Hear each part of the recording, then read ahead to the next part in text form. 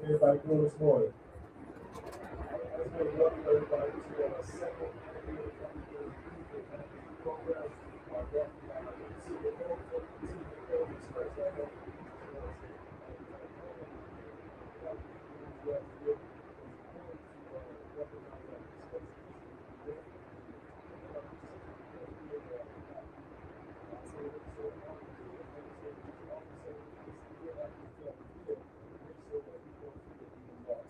So next I will put Mr. Iron God to do as well.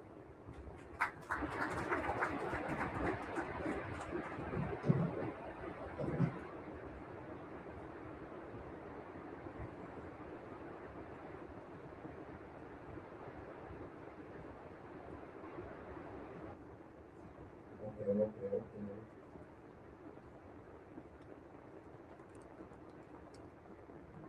Hold on, please. Hold on. Yeah, I got you.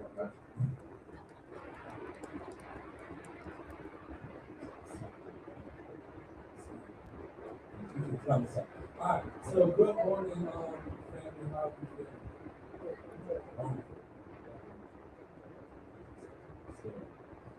So my name is Armin Bud.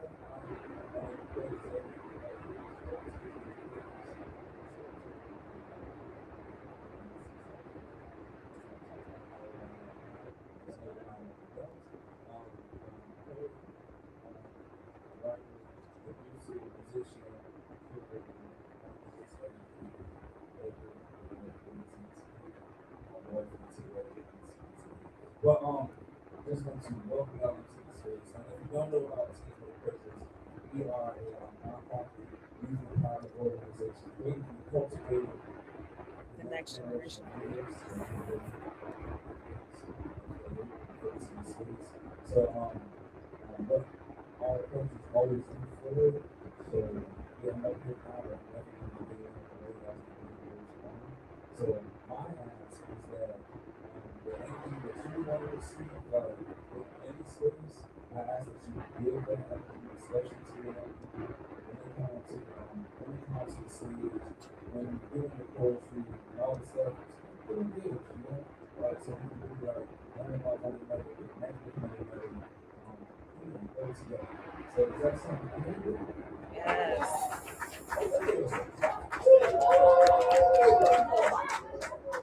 Maybe you had officially introduced you. I don't know the long one, but I can know some of the stuff. So this brother right here, to my left. No, nobody. You sitting over there. This man is an athlete, like all-star, like anytime he brings like clothes, like hats, good accessories, I'm like, we don't get some of this before we go home. Because we need these things. No, but he's also awesome student, host. How many years? How long have you been coming? It's not too long, but not too short. I feel like 2-3 years for now. Like 2-3 years close, It's been a lot of good times. Come on, a lot of good times. A lot of content. Some cheesy shit like that. You feel me? So, but it's been a lot of. I had a lot of good times with him.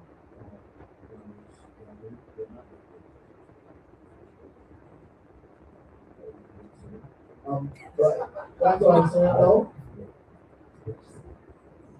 Right, so right. Okay. But yeah, I've been coming here for 3 years, to help me out and express myself. Express what I can, and feel me, I ain't really like speaking a lot, now.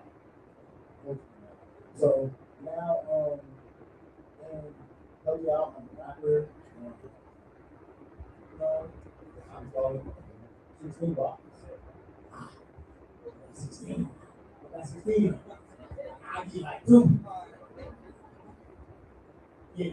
Okay. All right. Let's get back to it. And this guy go on a spot 16 of thing. I even 8, 16. Jesus. Oh, God.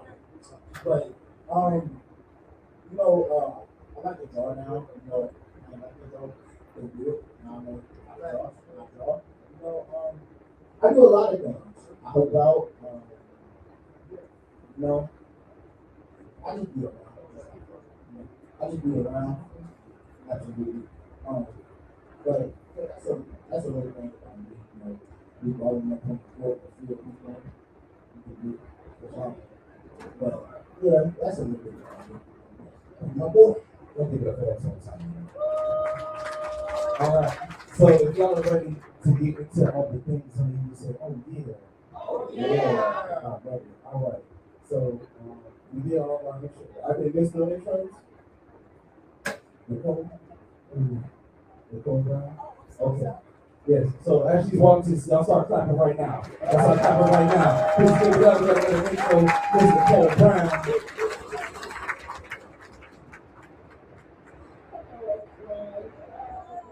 Hello. I am so thrilled to be a part of this amazing history. I'm not originally from Watford, but I've been here for 30 plus years, so I feel like I'm a part of Watford. And most certainly, I'm definitely a part of People First and Powered by USI. This is just a reminder that we are still here to do this work. We started with you guys in 2019, and we're going to continue all the way to this journey. We're not going to stop. We're not going to leave you outside by yourself. We're going to continue on this journey. So I am so grateful to be here. On behalf of Urban Strategies, People First, City of Norfolk, Children of Purpose, Prestar, Partnership, let me tell you, my husband says, we're normally at church, fellowship, right? The best part of this world is about fellowship, coming together, celebrating life. Y'all can tell I'm a pastor's wife, right? It's all about coming together, but it's even more magnificent when our babies understand their history, when they understand that they come from something good, when they understand that they come from value, right? And that is so important, young folks, that we remind you that you are amazing. You are great. You can achieve whatever it is that you want to achieve. And don't ever let anyone tell you that you can't. And for our older folks, it's okay to remember that you can be whatever it is that you want to be. It's never too late. As long as there's breath in your life, you can achieve whatever it is that you're supposed to achieve. So don't give up, right? Continue on. And of course, with our friend Martin Luther King, there's a dream that we all have. Don't forget about the dream.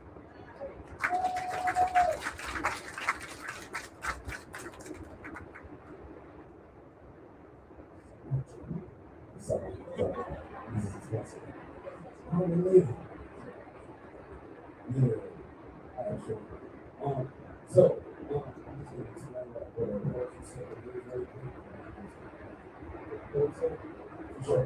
All right. So, for anybody that hasn't been in our space on the course in certain, we do a lot of things in certain just because that's our session practice, so we always bring that into the space. So, but yeah. So, what's going to happen right now is we're going to have poets, we're going to have a poet to start our circle off. They're going to perform the poem for you. If I can get somebody on staff to get some stuff to write with on out with folks on you. while I'm talking. Thank you so much. We're gonna have structure right later on. When you're listening to the poem, we're asking you to listen actively. So if you hear a line that like really resonates with you in your spirit, write that line down. If it's a word, phrase, that has to be like a whole sentence. If you do that, like, man, that's really impressive. And you write for me. I don't like that. But yeah, so that's what we're gonna do. Oh yeah, you can use your phone too because it's 2026. Sorry. But yeah, so once again, we give you instructions. You're gonna listen to the poem, feel the poem in the body and spirits, write the things down that stuck with us, and then afterwards we'll do a poem. But I'm gonna set it back up for when we have the bars. Okay. Okay. So who we got coming up for the poem? For the poem. Okay. This one. One. Yeah. Put this one on. Yeah. And this is one of those ones right here, y'all for the kid up to assist. Markeisha, come up here, come up here.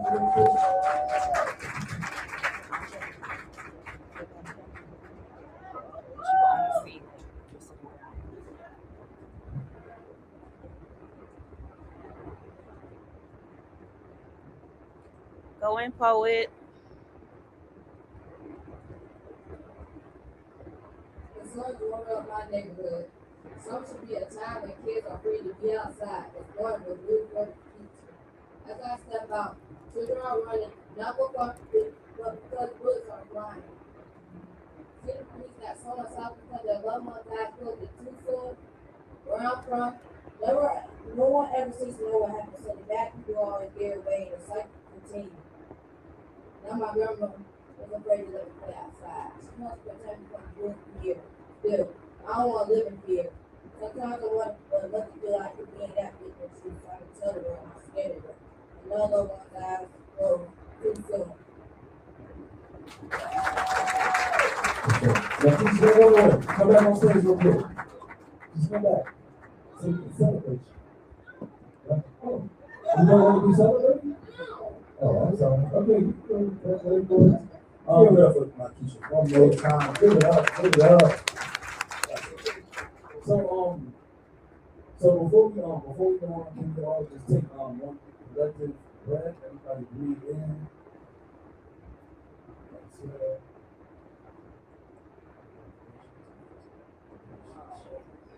All right. I can help myself.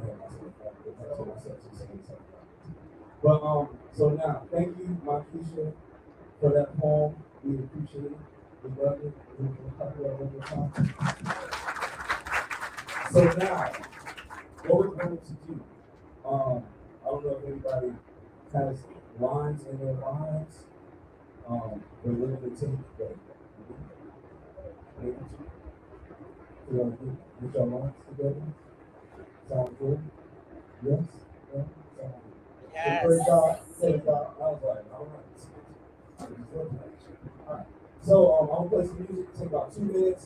So think about what you heard. Write down the line that stuck with you, a phrase, bar, anything of that nature. If you need any assistance on the staff, folks, can I raise your hand? Let's imagine. I said, hey, imagine. Hey, Imagine. Imagine is our one of our teaching artists, alumni, and the coach of our Hampton Roads. I don't know why you call it something. I was like, what are? Yes. But yes, thank you so much for all that you do. So all that said, some time on the phone.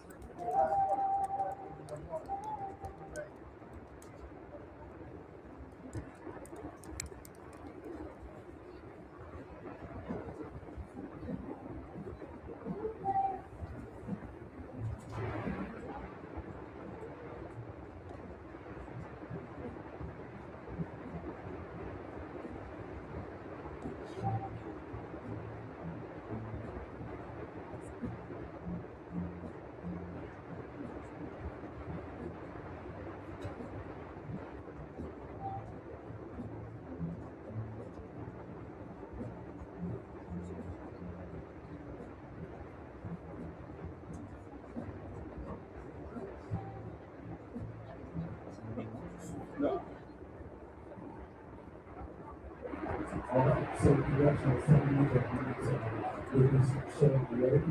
So I hope you're trying to get something that somebody in the spirit. So who's how we gonna do the next part? You. That's it. So how this part is gonna work, we're gonna create a group piece together. So usually there's like a whole bunch of like lines together and all this other stuff, but what we're gonna do right now is I'm gonna once I stop talking, if you have whatever your line phrase is, somebody just starts by saying that line phrase and then we just keep going from there. So if Mama D says a line, when that she says her, imagine like, oh yeah, boom, imagine says their line, and so on and so forth. There's no true like order to this. This is all about spirit and us feeding off of each other's spirit to create something good in space. Okay? Got it. For sure. So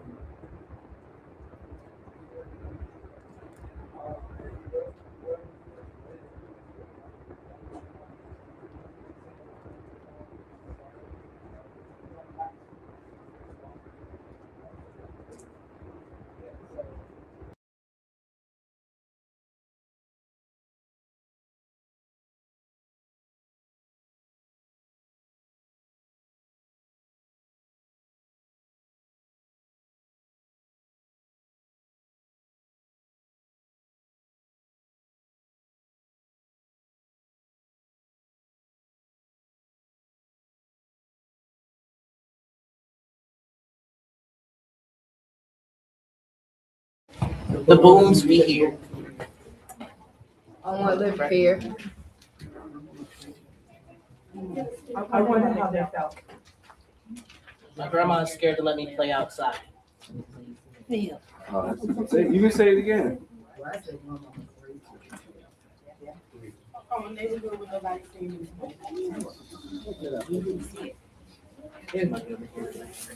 It's better than what it was. It's better than where I used to stay. Bullets are always flying. The sun is shining on my neighborhood. The sun is still shining. I wonder how they felt. People gone too soon. The cycle continues.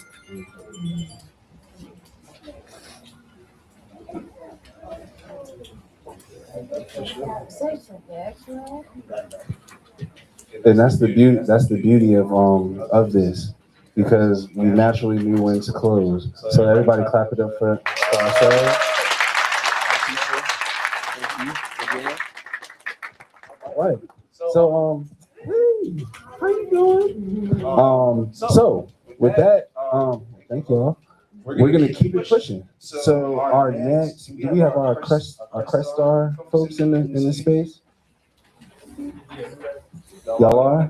Okay, cool. You want me to introduce them? You got it. I got you. Sure. All right. I'm a feedback on feedback. I got you. All right.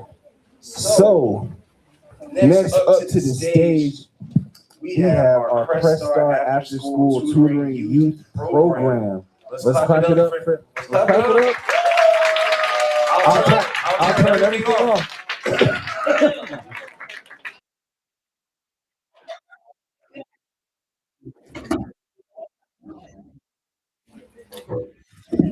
Morning, almost afternoon. So welcome to our Black History program. Today, we gather to honor an important part of our local history, Church Street in Norfolk, Virginia. Church Street was more than a street. It was a place of strength, culture, music, and community. Today, we celebrate its legacy.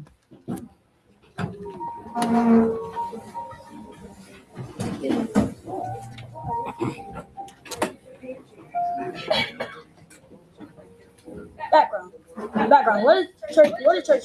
During segregation, African Americans were not allowed to shop, eat, or attend events in many places.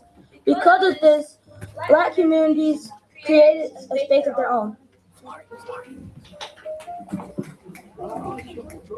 All right.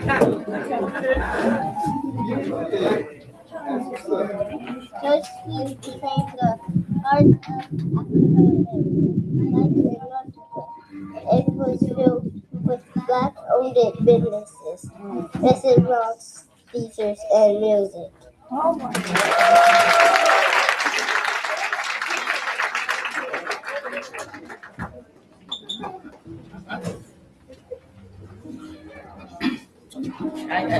Don't be scared. Come on. Come on, pull it up. Church Street, often called The Harlem of the South. the Harlem of the South, Because it was a place of black culture, the place of black culture, talent, pride to shine. pride, and shine.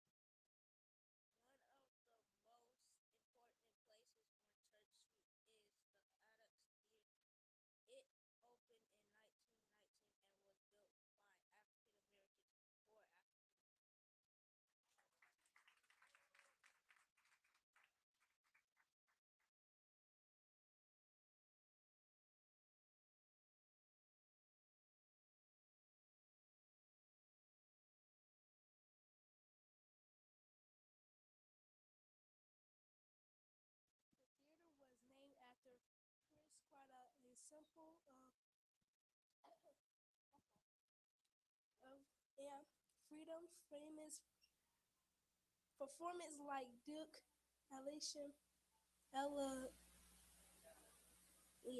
and Lucas, and performed there.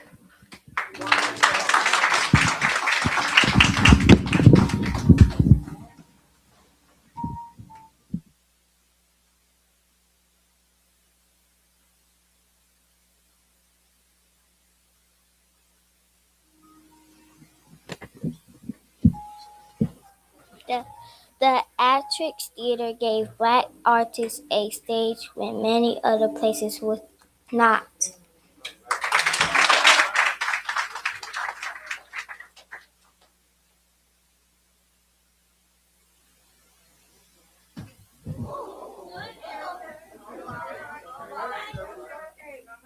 When we talk about Black history, we are not only talking about the past, we are talking about people placed in power. Church Street in Norfolk was a place where African Americans showed strength during a time when options were limited, when doors were closed.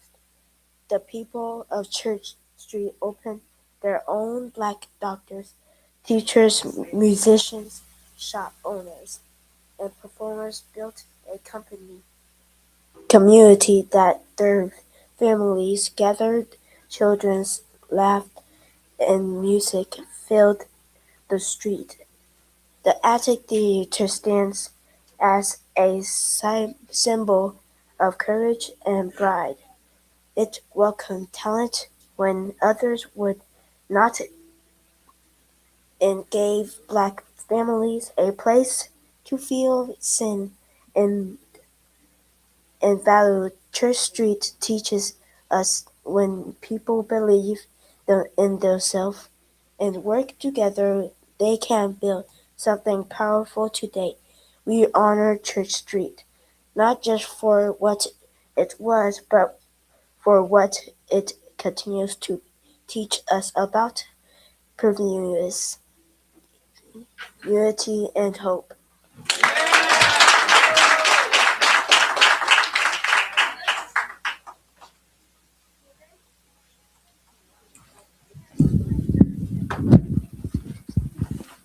Church Street matters because it was a place where Black African Americans built a strong community during a time when they were not treated equally. The Addicts Theater reminded us that Black people created their own opportunities and celebrated music, culture, and talent. Church Street shows us that even during hard times, people can come together and support one another and succeed. Learning about Church Street help us understand the importance of Black history in our own city and community. Black history is important because it teaches us about courage, perseverance, pride, and who we are.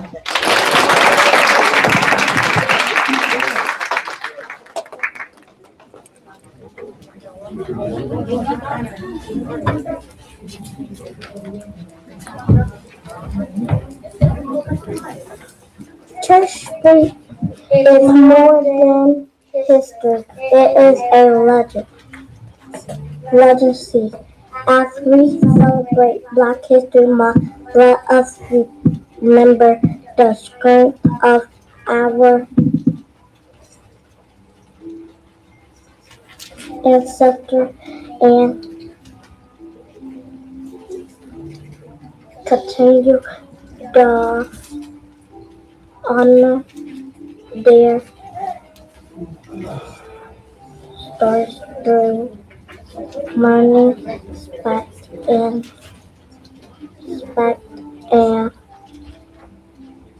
unity. Thank you for joining us today.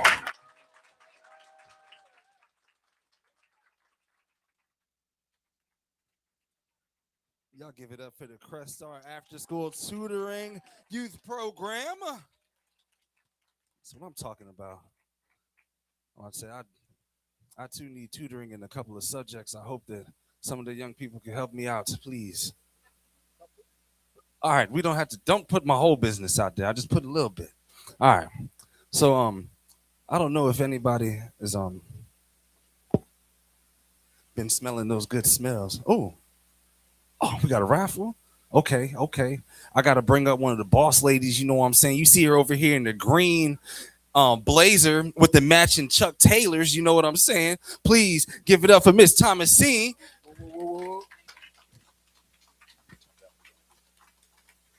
I think she about to do a giveaway. I ain't getting no raffle ticket. Can I get a ticket?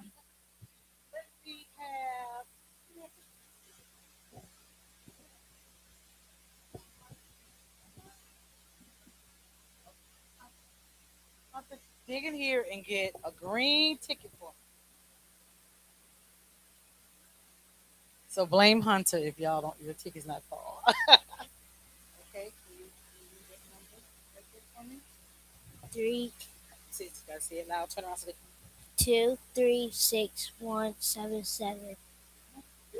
All right. All right. Mr. Parker. Yep.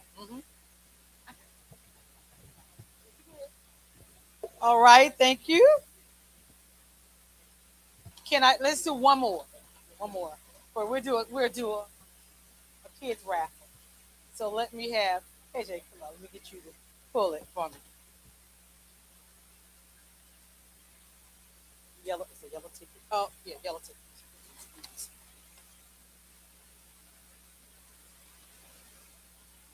No, yellow bit.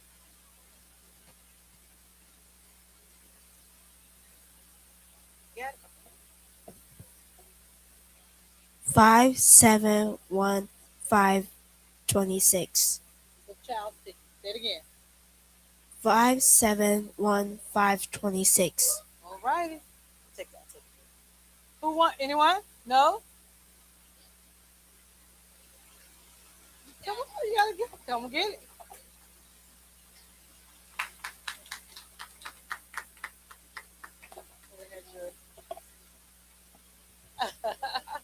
All righty. Thank you all. We're running just a little behind for lunch, but we have lunch.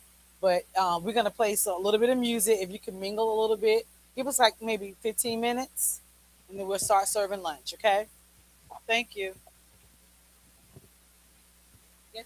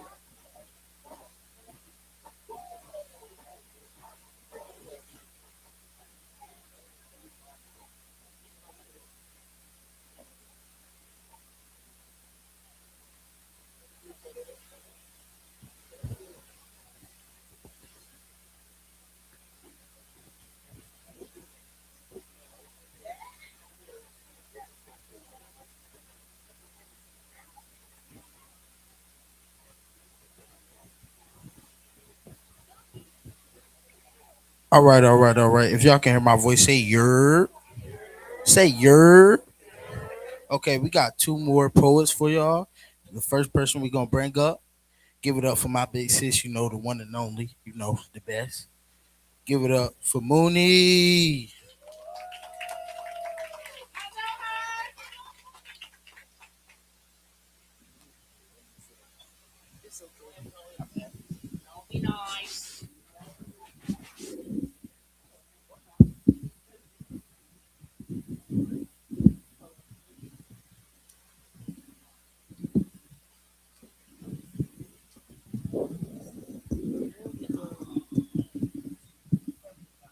Improvisation. Right, right, right.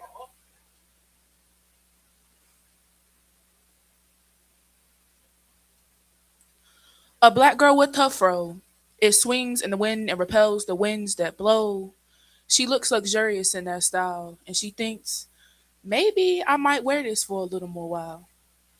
A black girl with her curls, her hair is parted beautiful like a maze. It flows around like ocean waves. She can rock her curls for days. Versatile with every style, every restless night due to caring for your hair is oh so worthwhile. Little black girl, be true to you. Little black girl, love yourself, never feel blue. You are a true beauty in and out. Little black girl, for your curls, many girls would scream and shout. A black girl with her braids, her edges are slicked and laid. Another girl with another style, barrettes, beads, and colorful scrunchies will always be in style. Oh, please know that you are oh so beautiful. Don't ever go into denial. A black girl, her curls will never be defeated. They will always be intact. They will always be needed. A black girl in her curls, so everlastingly full of love. A black girl in her curls, these curls run through her blood. She loved herself and walked with her head high. You could never take her pride, even if you tried. Being so confident in her curls, she never picked up a box to say no lie. Her natural hair is lovely. Her natural hair represents her beauty. We all share this hair, so what I want to say to you is, little black girl, please shine oh so high because your dark skin and pretty curls have a history you can never deny. Little black girl, you are love. Little black girl, you are beautiful and graceful just like a dove. Your different textures make you, you.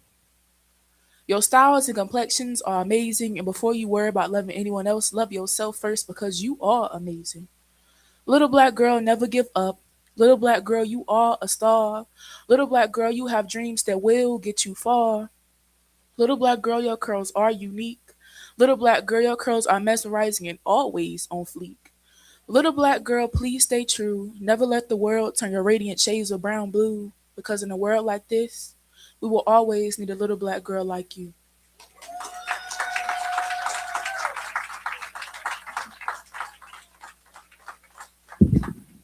All right, all right, all right.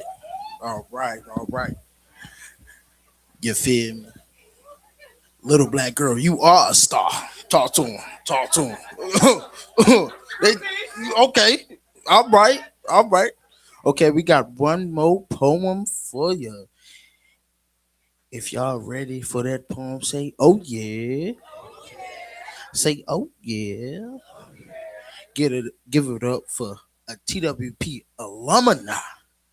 Wanna talk to him on top, not the bottom. All right, all right. Give it up for Imagine, y'all. Give it up.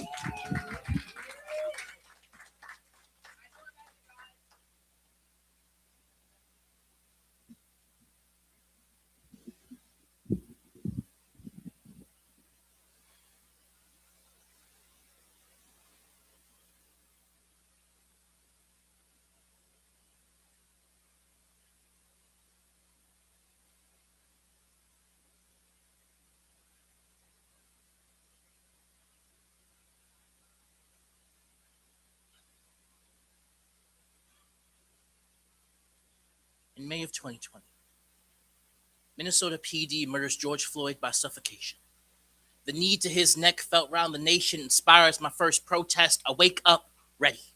Get fitted in my all black attire, black do-rag, black sweater, black joggers, black boots that still, y'all, to this day, got mud caked in they divots from how hard I marched, feeling melanated as hell. Riot girl ready to body check a riot shield to who want it. I leave my black heels and black denim skirt in the closet. laugh them off, cause girl, who finna be marching in heels? In truth, I didn't want George to be ashamed of me. Was worried thriving full-body femme would be disrespectful to his memory. Selfishly swallow weight of intersectionality, forced to abandon queer to fight for black, like both don't reside in this body. Like black ain't built off backs of all colors, and don't you know my existence is a fractured spectrum. Cut between communities, I'll always be backstabber, indecisive, I'm shred the ribbons. All my pieces shatter, and y'all, I can't even find my reflection in me. I watch peers enraged by injustice when the victim looks like them. They will never raise arms for girls who look like me. Can't even bury us with proper names. Will send a trans girl home in a suit she knew as prison and execution ground, like she ain't been getting caught in her mama's heels since before she learned to tie. Like noose, we rarely get marches or memorials. Won't get sent home by Lift Every Voice of Kendrick's All Right ain't even worth the Dollar Tree balloons or candles, much less the bottles they will drink to forget our existence. Question: if my body was the next glitter bomb splatter on any corner, would there be a chant dedicated in my name? Or would my mother be left to mourn alone her daughter, unworthy of your martyrdom, yet worthy enough to live, fight, die for your cause? I've been built for frontline. Refuse to Bayard Rustin myself back to keep bigots comfortable. As long as there are trans girls secretly wobbling in wedges, I'll be marching in pumps till feet bleed. So, at the next protest, don't be surprised when you see me once again in my all black attire, a black head wrap, a black halter dress, and black stone stilettos that will leave stones in the ground long after I am gone from how hard I stomped. And don't y'all know I love every part of myself and people. We'll never stop being loud and proud for them. We'll never stop being this black ever again.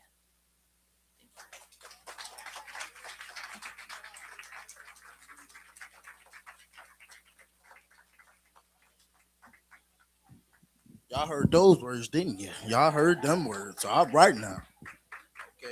Okay. Actually, got another poem. My bad. I'm sorry. This is my big brother. He's a host with me. He back in them old days. But give it up for Andre Love.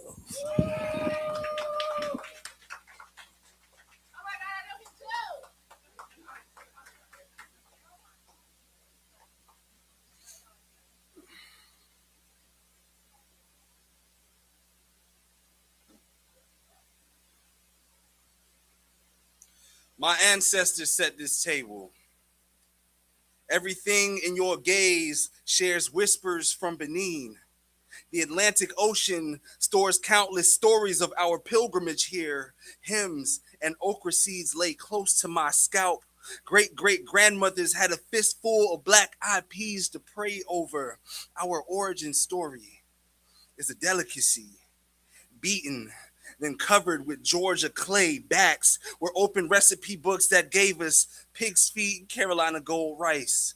But the ancestors remind us that before there were scraps, there was a hog roast, a celebration of life for an entire village. Tonight, we go back into time to the shores of the Gullah Islands, to the Spanish quarters in New Orleans, the black barbecue houses that birthed black cowboys in Texas, the handmade bowl cradling ancient gumbo. My ancestors set this table with the intention that they wouldn't be sitting there, but a child in their likeness. Palm oil and beans still coat our bellies. You had to be 60 kilograms to build the American dream. Brave enough to migrate north, escape the jaws of Jim Crow on train cars. Chicago gave us harsh winters, and we gave you fine dining.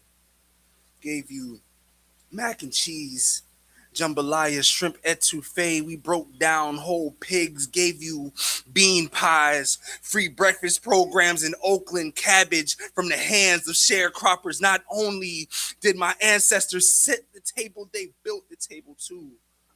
Recording redemption songs in recipe books. Why do you think we sing after the first bite? Why do you think we call it soul food? Why this meal be the closest thing to God? The same reason we stare into the ocean. We look back to find an ancient and absent road map. This world is covered with our breadcrumbs, and they lead us back to the table, the house, the source of life resting on the plate before you. Amen.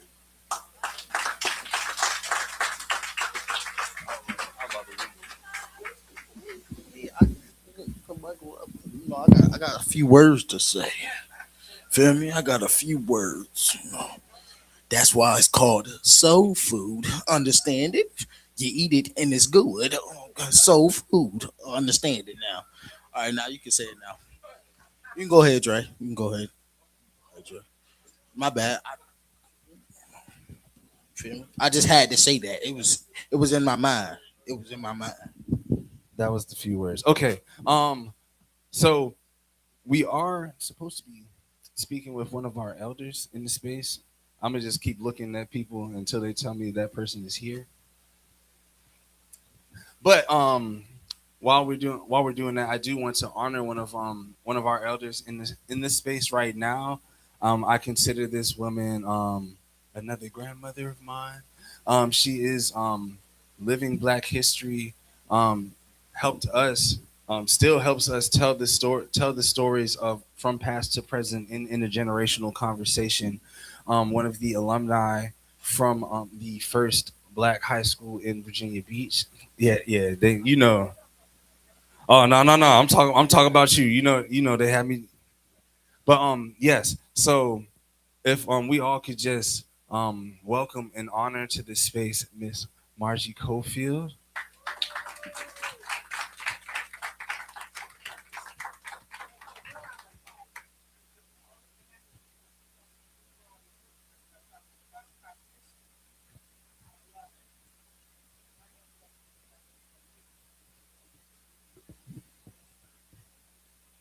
Grandmother, and her name was Eleanor Virginia Davis, slave plantation in Prince Williams County. And how she got to finally Norfolk and Princess Anne County, I don't know, but she did. And she brought for my grandmother, Miss Cora Virginia Bright, in 1897. Didn't know why my grandmother didn't always tell us her age. Had us changing our age so often. I had to think, how old am I? Trying to be. But when I got Ancestry.com, I noticed she was born in 1897. Grew up in Princess Anne County when there was not a high school. 1897. Because they didn't get one until 1938. The first 19 graduates graduated. So she grew up in Princess Anne County.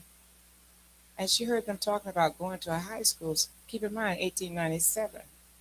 And with her brothers working on the farm in Princess Anne County, coming to Norfolk to sell their goods, she would be coming to Norfolk along with them. And she heard them talking about a high school. She went back and talked to my great-grandmother, Eleanor Virginia Wright, Davis Wright.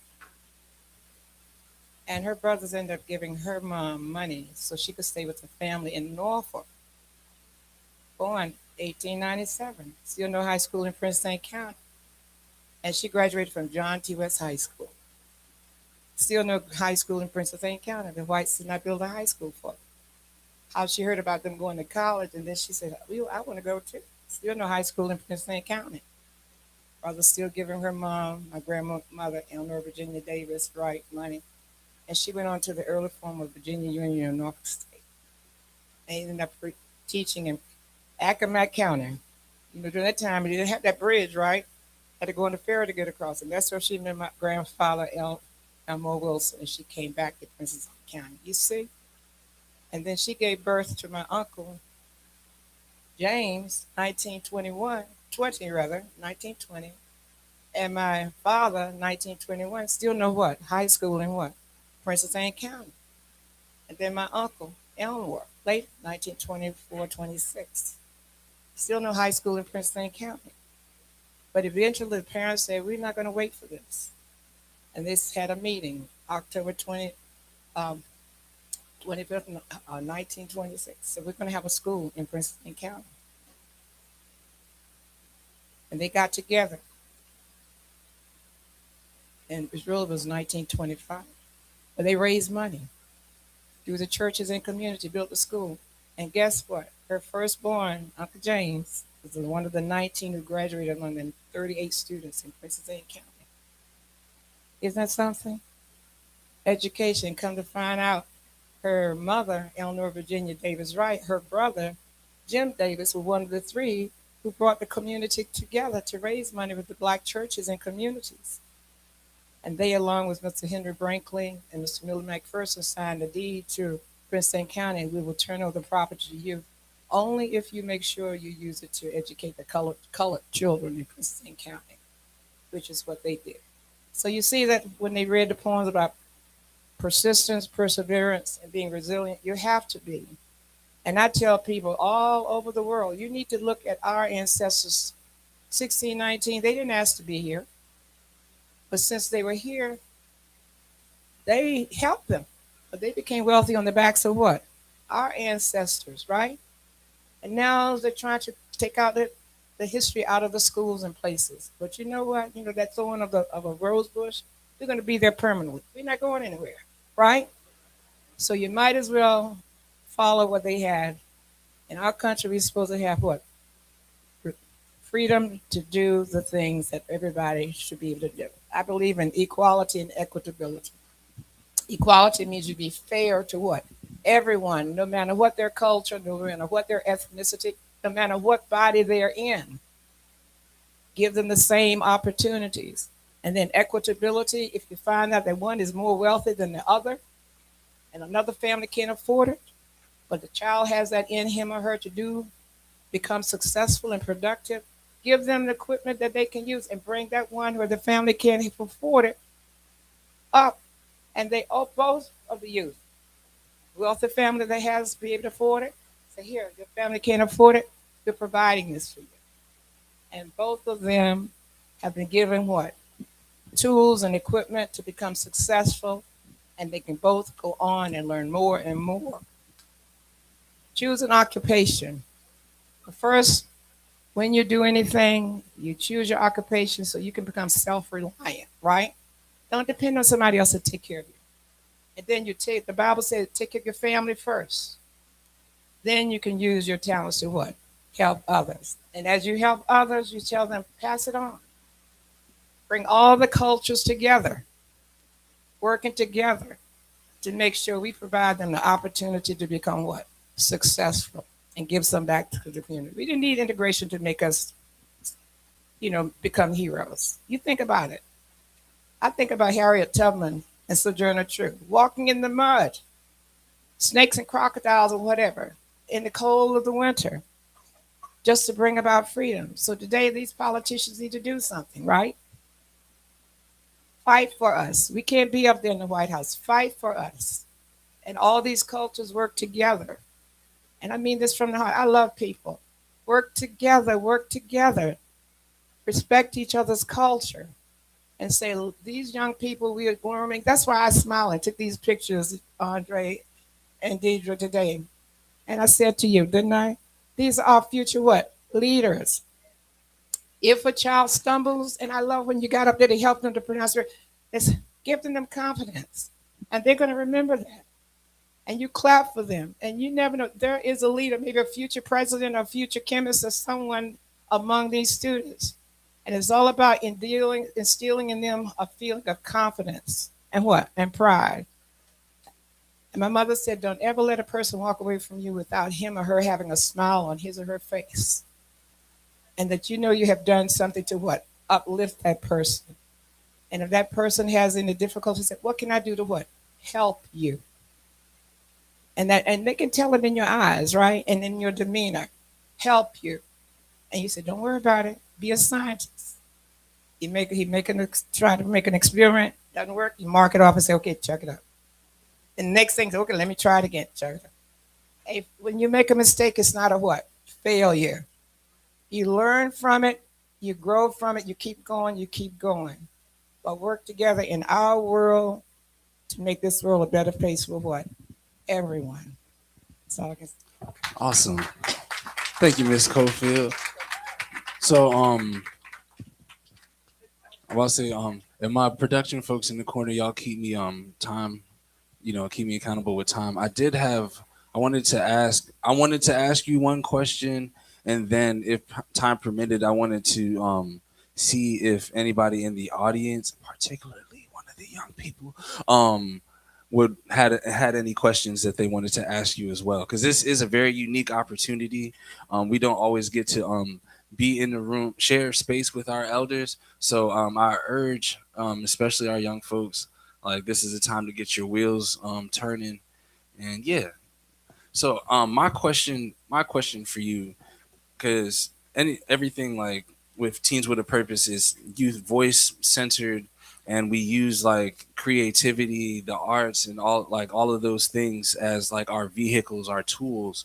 So I was curious. So like when you were in like your high school years and everything, like what role did like youth voice creativity, like the kind of space that we're cultivating here, like what role did that play back then? In our schools, Yes.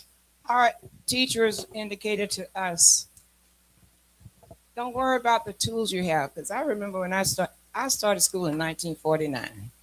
The little girl, 6 years, about tall as, on the property with what? Outdoor toilets, pump waters. Went home to tell my mom, I got this old book, Mom. And I said, and the pages are falling off and it's written, don't worry about the falling apart, and it's handwritten on it, writing's on it. She said, don't worry about that. She said, that math book, if you know it's old, 1 and 1, what? 2.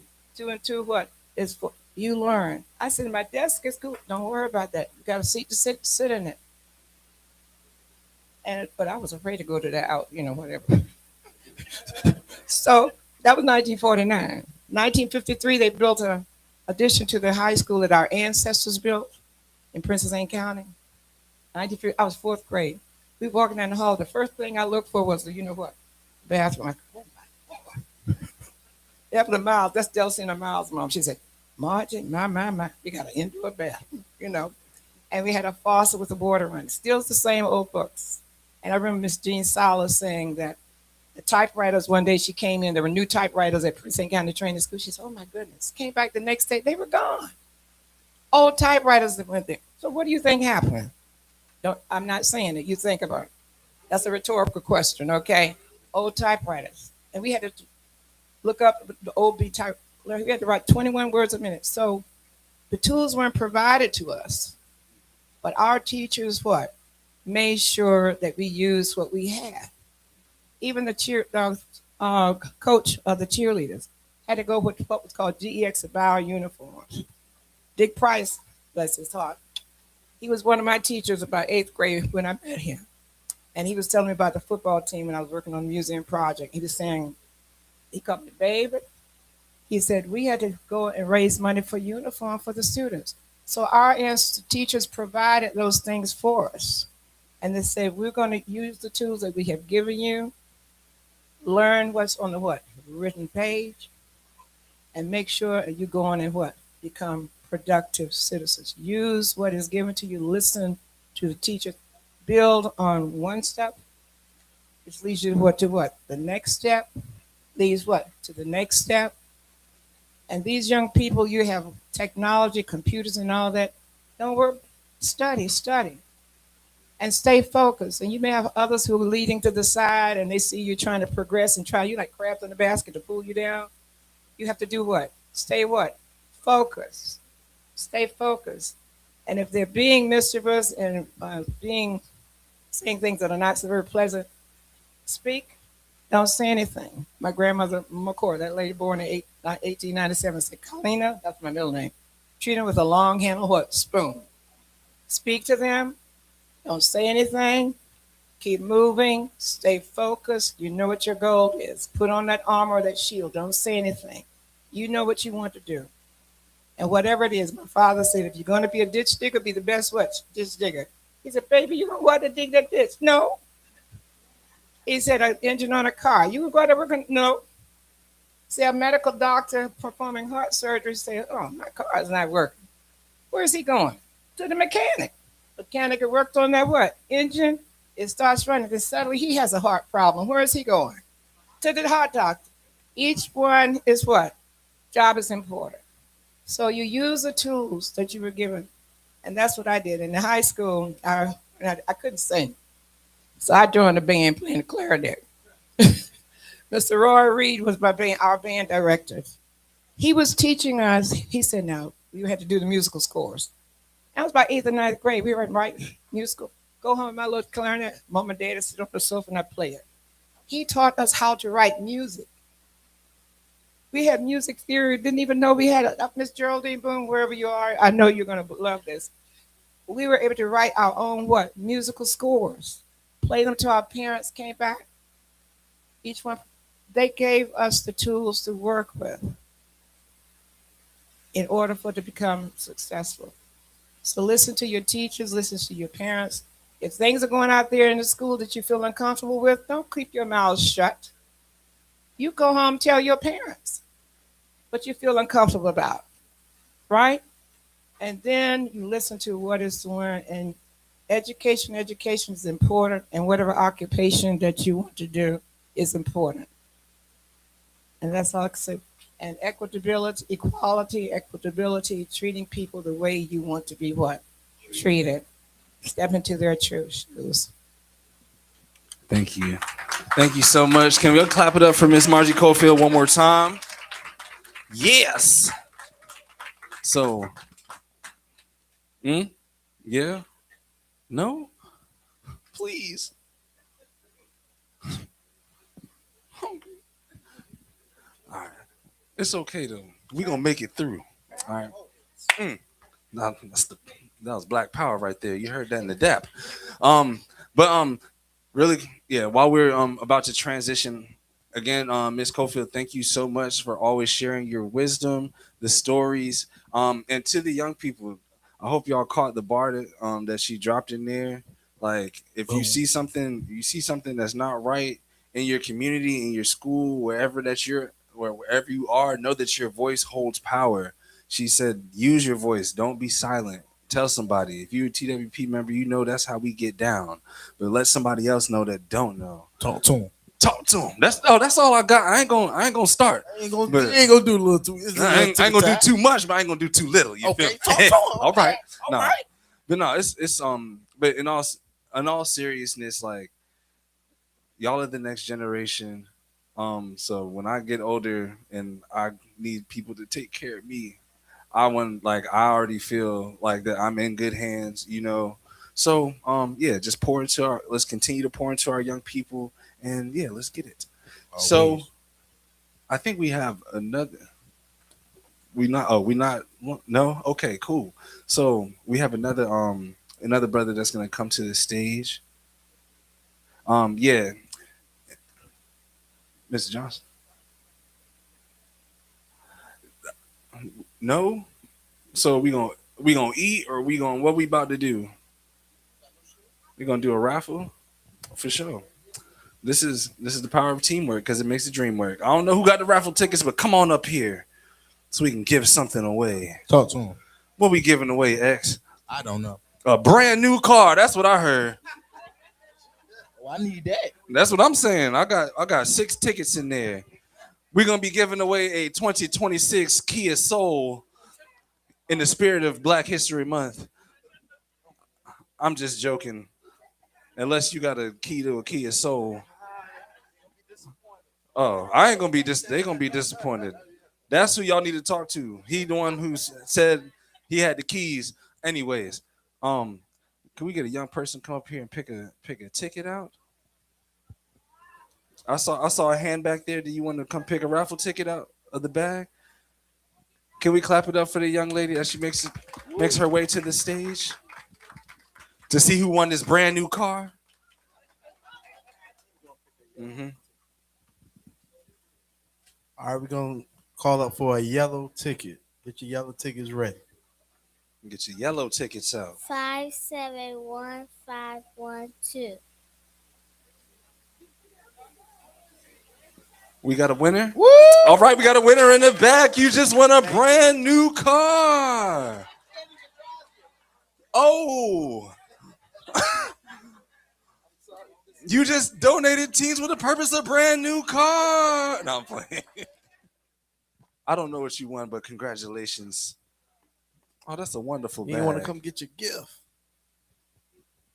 She don't even want the brand new car. Bring it up to us.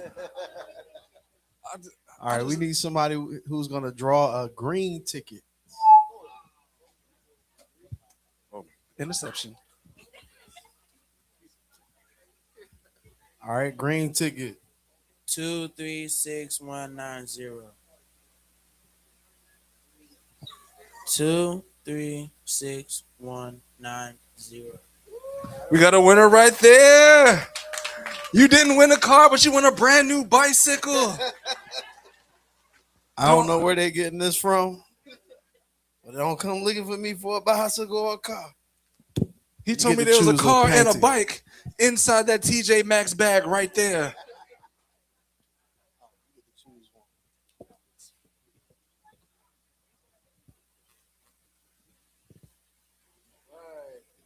Now clap it up for the winner.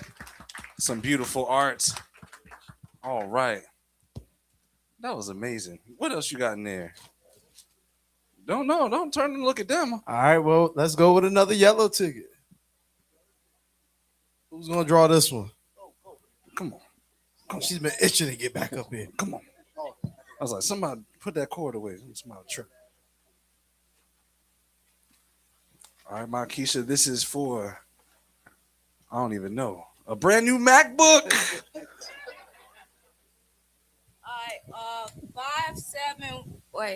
571522. Who got that one? Anyone got that number? Okay, you the winner. We got a winner. You got yourself a new Barbie doll. What Markeisha said, yeah. Y'all clap it up for the winner one more time.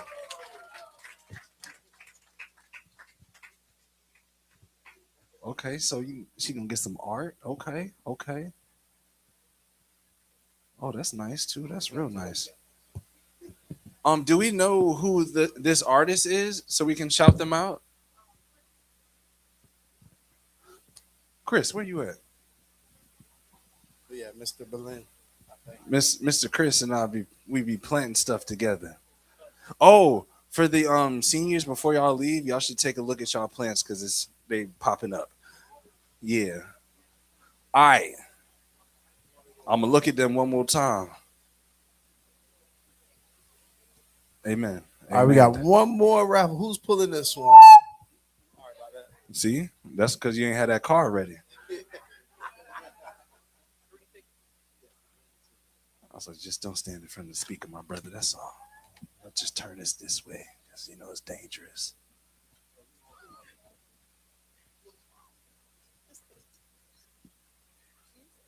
Two 36180. We got a winner at the same table.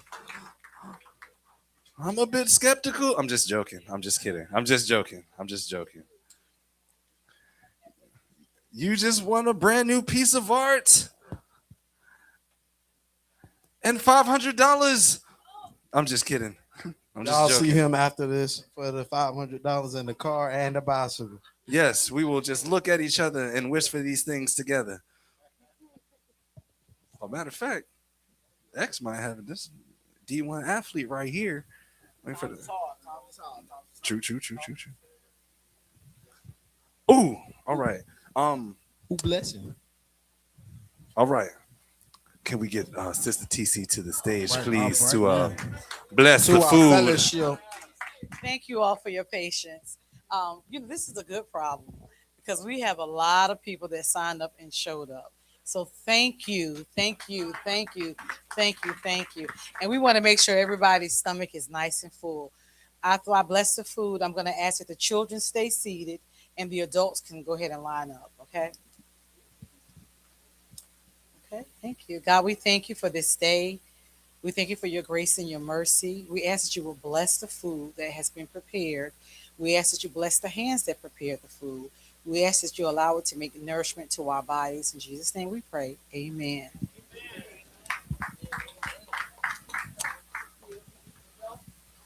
All right, once again, can we get the adults to go first?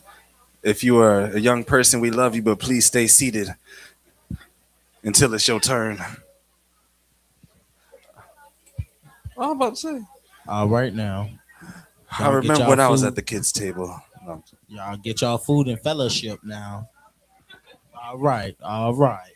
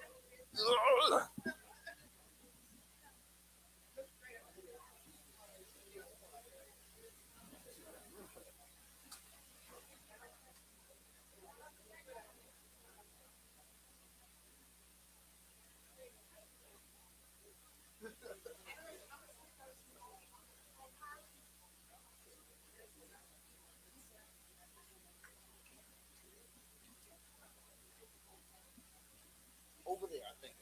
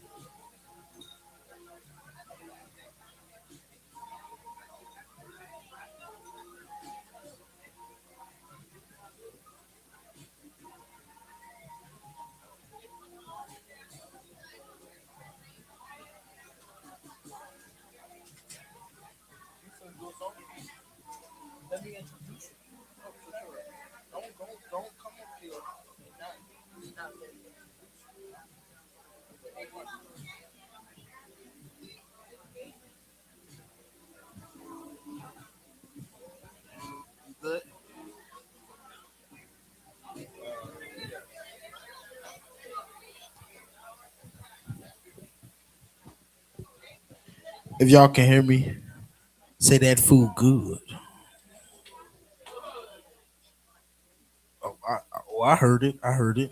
Okay. My host here, my one of my biggest brothers. He finna hit a little song for you, do a little 1-2 while you can continue demolishing some food. All right now? All right. All right. All right, this song is called Counting Seconds. And yeah. Just cherish the time that we have with one another, because we don't know how much time we have with one another.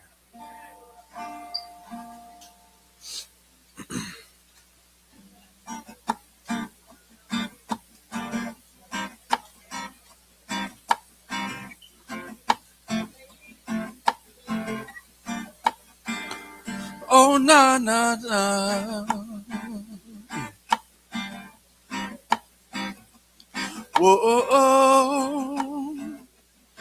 Yeah, yeah. What I would do if I lose your love, I don't know. I don't know.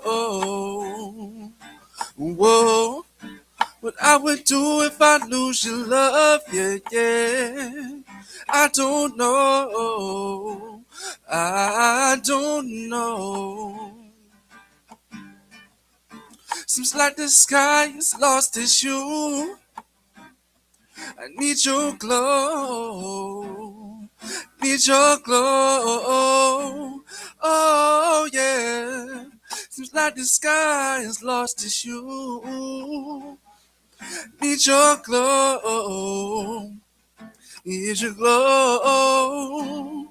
So I hold on to every second that I have with you. Hold on to every second that I have with you.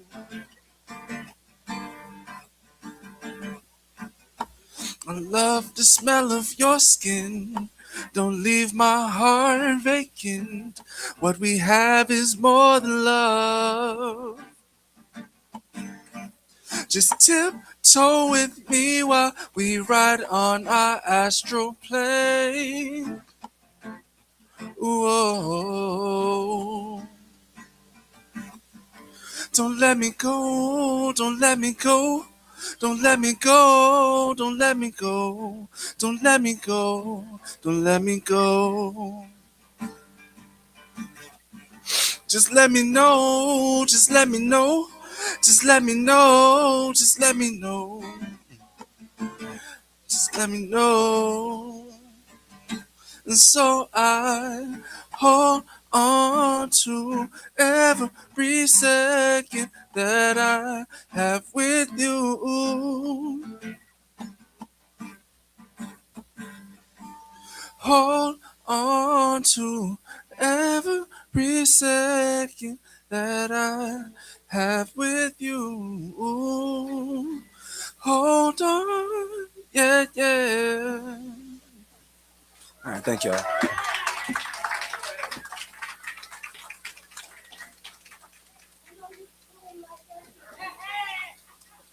Yeah. Yeah. So when I'm not here, that's what I do. No, but I said before, yeah, make music, produce. Thank you so much. But that's my way of release. That's my way of therapy, healing. So my role as a mentor in this space is to be an example of what it looks like to use the gifts that you have, the passions that you have, the tools that you have in your box, like you were saying, Miss Cofield, to first empower myself, but then empower others. So all that to say, thank y'all for listening to this song, and I hope you got something from it. Yeah. Awesome, great, For sure. All right. So last portion of of our afternoon. we've been talking about the history, like in our community, with our people, doing different practices that we've been that has been in our community and our ancestry for as long as I can remember. But I'm about to bring a brother to the stage who's like a real historian, knows the real facts of the church streets. And no, I know he knows way more than that. But for today, because time will permit, we're gonna have brother Charles Johnson come to the stage. Y'all start clapping right now. There you go. Yes. Well, we're gonna have a conversation about the history of this historic, amazing street that we're on right now. So with no further ado, let's make some noise for brother Charles Johnson.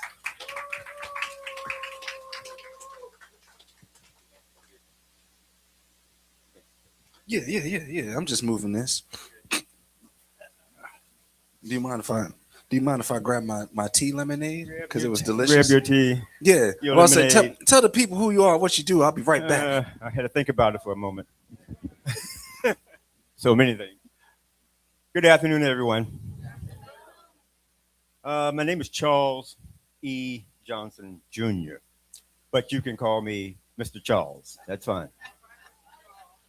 I was invited to come out and speak to you today about history.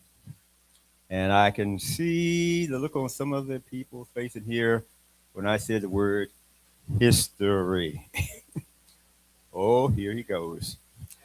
And yes, I have my papers and all that stuff because in order to make sure it's the correct history, you need something to verify it, to confirm it.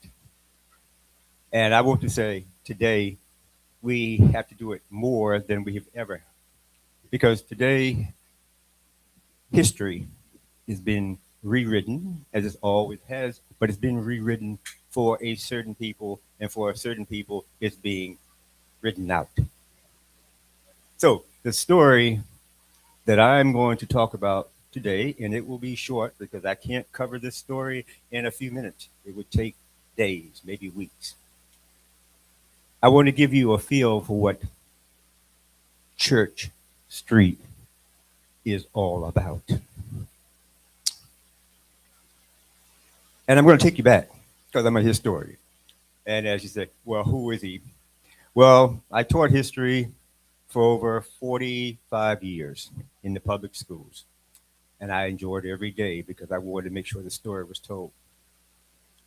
I've been part of historic societies in Portsmouth, Chesapeake, Virginia Beach, Hampton, because I want the story to be told. I'm a member of many African American museums and museums of other cultures, from the National Museum in DC, the State Museum in Richmond, and of course, our local museums and cultural centers here. But that's all, my baggage, my name, and everything like that. So you know something about me. Born in P-Town, okay, but lived most of my life. Shout out P-Town. Shout out P-Town. In Norfolk. So I can talk about, I've lived what I'm talking about most of my life.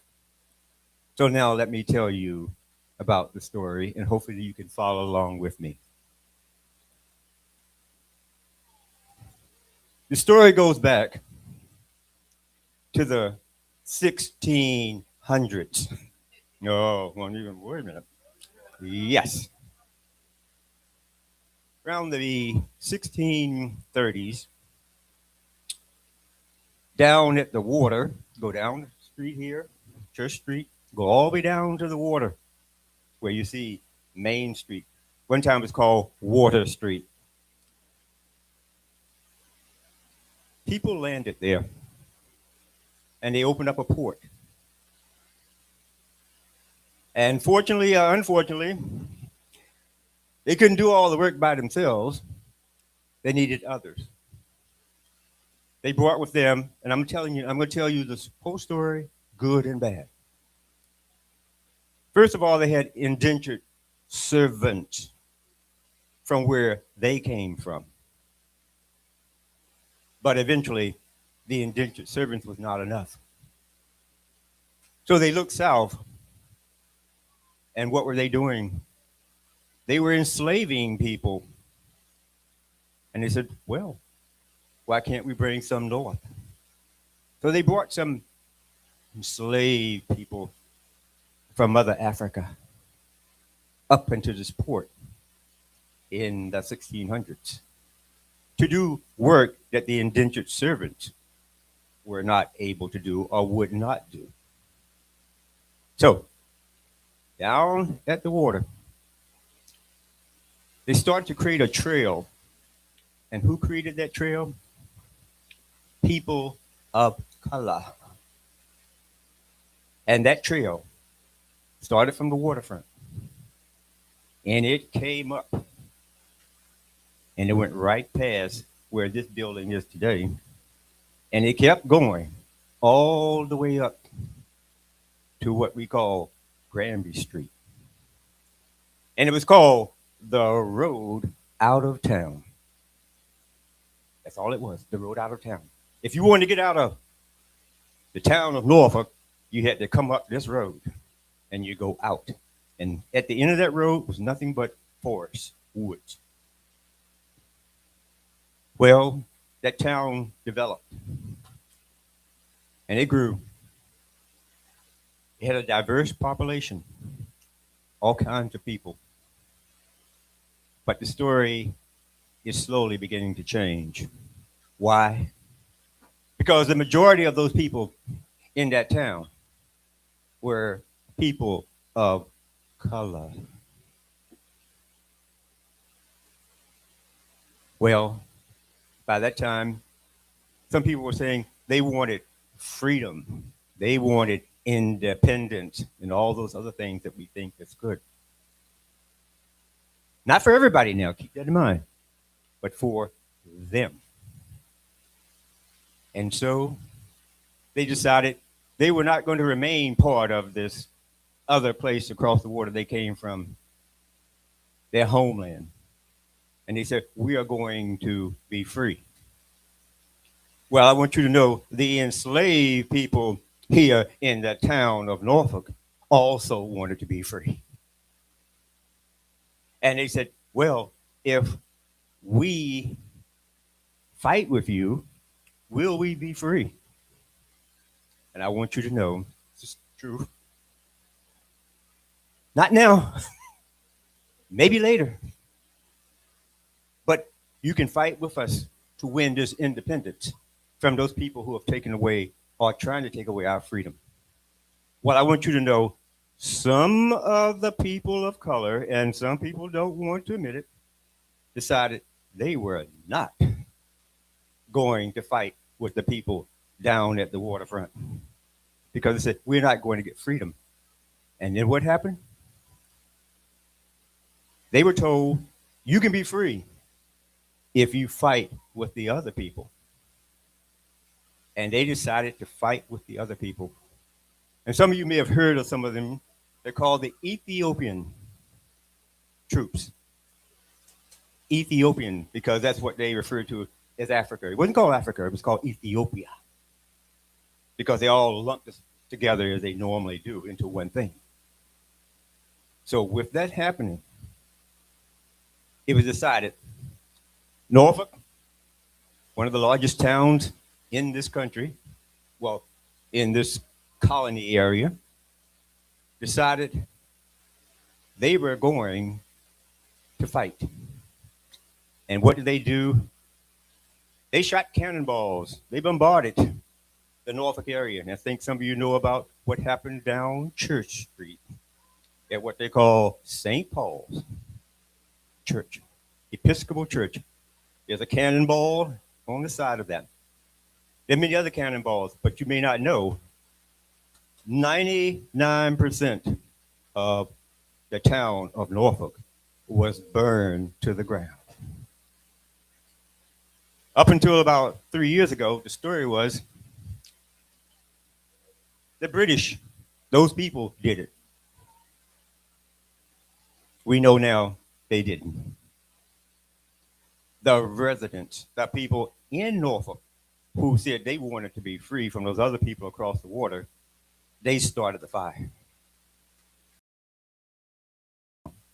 Check that out. And down the road,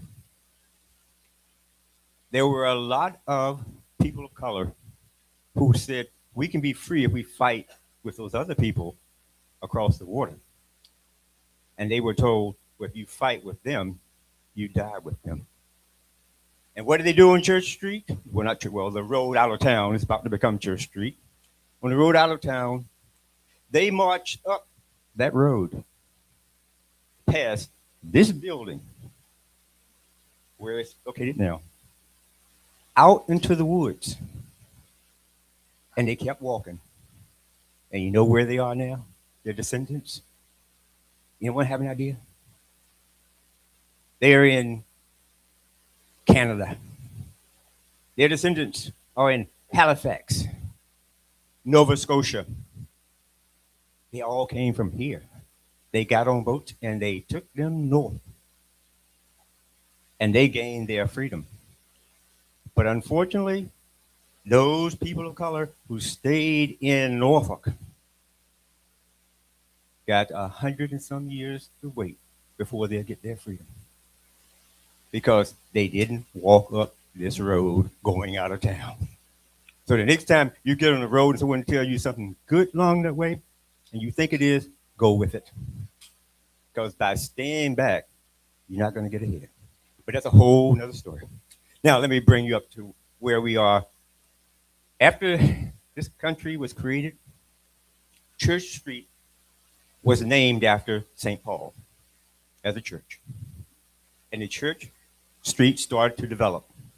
And it came north. And it came all the way up to Queen Street. And some of you may have heard of Queen Street. I know you heard of Queen Street Baptist. Well, Queen Street is what we call Brambleton Avenue today. Keep that in mind. And that's why, but the church was on Queen Street at the time. Well, they came all the way up there. This was all farmland. And actually, I want you to know there were plantations just north of here. Some of you probably heard some of the names before. And don't get upset. Barra Plantation, not park. Oh, Cottage Plantation, not Cottage Place. Okay? Oh, yes. Looking at all the names. Hunters, Huntersville, Plantation. And it went on and on all around these plantations. And they developed into people of color. Some of them were free, but most of them were enslaved. And they stayed and they went up and down Church Street. Church Street passed on, got up to what we now call Princess Anne Road. Okay. And that was the end of the town. The town stopped there. So from Princess Anne Road all the way down Church Street to Water Street, it became the economic business center of Norfolk. Now, some people will say, and that's when we took over. No. Church Street started as a diverse street based on culture and religion and so forth. Church Street was predominantly Jewish, Greek, Scott, and some people of color. Because we people of color, and I may digress a little here, we're not along Church Street. We were over on the area that we call Charlotte Street. That's where we used to be. And if you go down what is now called St. Paul's Boulevard by the City Hall, look over to the left, and you will see where the slaves were kept and where they were sold. That alleyway is still there. Nothing is on it.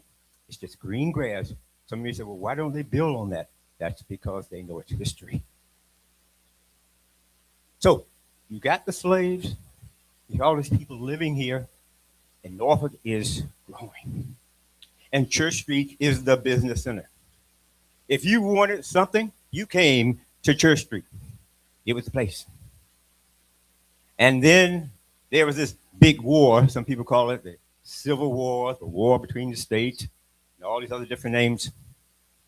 Well, with that war, we people of color supposedly gained our freedom. We gained our freedom on paper, but the real freedoms that we wanted were not there. And it would be a long time. Even today, we're still waiting for some of those freedoms. Well, with winning that war, we come to the turn of the century, and I'm just taking you through the period of time up Church Street. People of color were forced out of their homes over on Charlotte Street, over by what we now call Scope and so forth. That's where we lived. That was our neighborhood. And they started to move closer to Church Street because many of them worked on Church Street. That's where they got many of their goods and so forth. So they started to move around the different sides of Church Street. And then in the turn of the century, 1900, what happened? The people of color started to say, why can't we have what they have? And they decided, well, we can do it ourselves. Remember that we can do it ourselves. If they can't do it for us. And that's what we started to do. Because we came over on Church Street. First of all, we were helped building it, working there, but said, why can't we own some of it? And so by the early 1900s, one of the buildings that all of you know came up to give us a symbol of what we could do. And I think most of you know, go down the street north, cross over Brewer Street, which we now call Virginia Beach Boulevard, because it was part of the Brewer plantation over there. The Attucks Theater was proposed, paid for, built, and opened by people of color on Church Street, which was still predominantly non-people of color. And that building became the symbol of our economic growth. It was not just a theater, please remember that. It was the business center, the professionals, the doctors, the lawyers, the insurance people, they all worked there. Owners of property worked there. Health, they were there. It was the only building owned by people of color on Church Street, even though the area around Church Street was becoming more and more people of color. Well, we went on to develop other places along Church Street. When I say we, not people of color now, keep that in mind. Because by the 30s and 40s, 1930s and 40s, Church Street was really swinging. It was jumping. It was the place to party, eat, drink, and do other things too. But the point is, we didn't own it. So I don't care what they keep telling you about Black Church Street, Negro Church Street, Colored Church Street, whatever. Yes, we were on it. We were spending our money. We were eating, but we didn't own it. It was still owned by the people that were diverse that I told you about in the 16 and 1700s. They were still here. But then in the 1940s, the city of Norfolk decided, it was a city by that time, sailors were one of the main people using Church Street. Because in the daytime, you came and you shopped, you ate, you got entertained. But when that sun set, if you were not looking for certain things, you wanted to be off Church Street. And the majority of the people who were there were serving our armed forces. And I won't call what branch, but they were there. The city said, white sailors, you cannot go to Church Street anymore. Why? It's too far away from the ships. Right. Oh, but it did. Because they said, well, we have Granby Street. And they moved over on Granby Street and City Hall Avenue, and that became the hangout for the white sailors. And the Negro, black, colored, whatever term you want to use, sailors were over here on Church Street. But they were respected. They were spending their money in their community with their people. So there were no major problems. And then, unfortunately, the 1950s arrived. All this time, keep in mind, from the 1600s up to the 1950s, segregation was our key word here. We had a place, and they had a place, and at times they crossed, but you don't stay in that other place. Well, in the 1950s, and then the early 1960s, we said, we want our rights. We want to be free. And across the country, we started to get some rights, get some rights, some freedom. And what happened? When that door cracked open, didn't open wide, it just cracked. What did we do? Look out at Church Street, buildings on both sides of the 2-lane street there. All kind of businesses and life was there. We decided it wasn't good enough. We wanted what they had. So we started to move out. We moved, first of all, with housing. And I can identify some housing in Norfolk that you know about that was developed that Church Street people left. But one place that you probably don't think about, and it's right off Church Street, and that's Lindenwood. Lindenwood was the first rising suburban complex for people of color. If you had money, you had connections, you moved to Lindenwood. And then you would go to Villa Heights. All these poor blacks arriving. But unfortunately, you had to leave the area to an extent. And who was left here along Church Street from the waterfront up to the railroad track? Many of the people of color who didn't have socioeconomically what they wanted to have or what they should have had. But they stayed because they were what? Another word you need to keep in mind besides segregation, red line. Church Street was then, by this time, red line. That means certain people stayed within the red lines. They lived there, mostly worked there and so forth. Others can go out of that. And that red line ran from St. Paul's up to the railroad track. They didn't include Lindenwood and Villa Heights because socioeconomically they were okay. But anyone below that was not okay. So you were red line, you need to stay there. And that's what happened. Well, 1970s through the 1980s, I want you to know, people, we have arrived because we are integrated. And what happened? Church Street, the street that was the center of the Jewish, Greek, and then eventually black community, was disappearing. And the neighborhoods on either side of it were disappearing.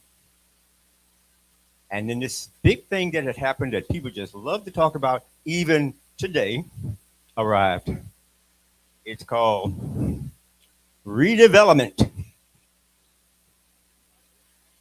Redevelopment of the Church Street area.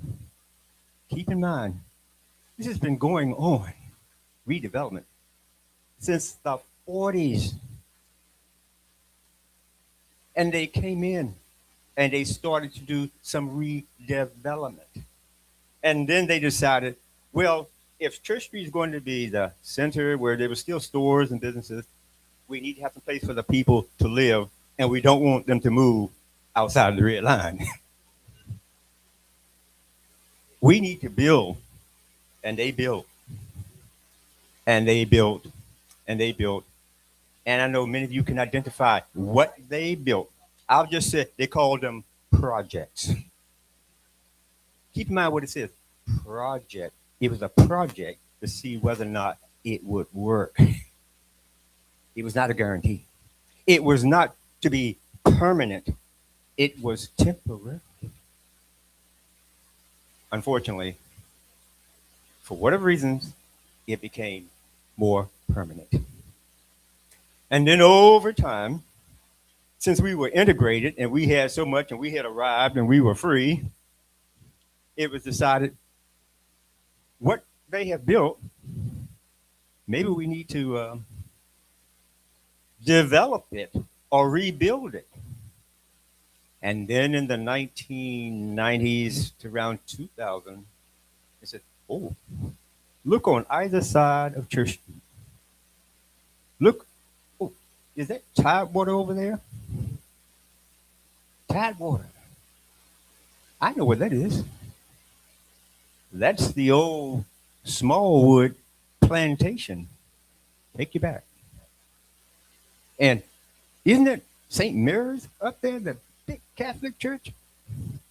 Yes. Major Catholic church. And some people say the Black Catholic Church. Well, I want you to know most of that area, and especially if you just go out the door here, go out this door and look over, you will see how the land goes up and down. Some people don't pay attention to the geography. That's what I'm into.